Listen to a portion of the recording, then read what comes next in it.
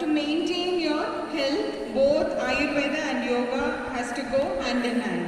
What we do is, if anyone comes with an ailment, then we give the medicines and tell them to practice few yogasanas and 1 or 2 pranayamas along with the medicine. 100% results will be expected from them. So, along with medicines, if you practice 2 pranayama and 1 simple yogasana, children can practice very, very simple yogasana. For example, I want to tell you that every day if you sit down and have your food, afternoon I think you all have food in school, but when breakfast and dinner you have at home, right? So make a practice of sitting down on the floor and having your food. That is the first yogasana you should.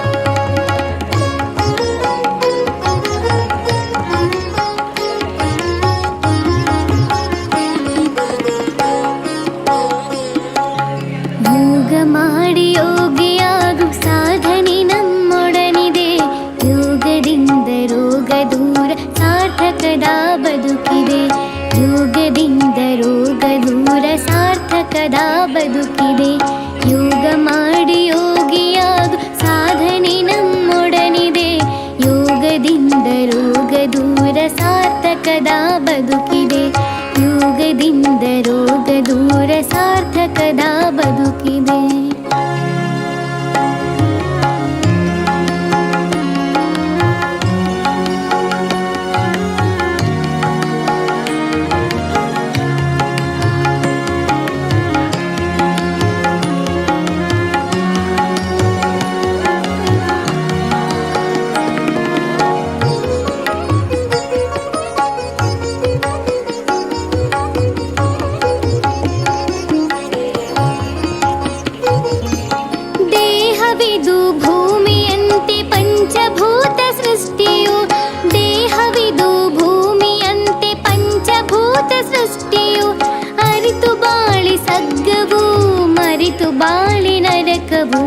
ಅರಿತು ಬಾಳಿ ಸಗ್ಗವು ಮರಿತು ಬಾಳಿ ನರಕವು ಯೋಗ ಮಾಡಿ ಯೋಗಿಯಾಗು ಸಾಧನೆ ನಮ್ಮೊಡನಿದೆ ಯೋಗದಿಂದ ರೋಗ ದೂರ ಸಾರ್ಥಕದ ಬದುಕಿದೆ ಯೋಗದಿಂದ ರೋಗ ದೂರ ಸಾರ್ಥಕದ ಬದುಕಿದೆ.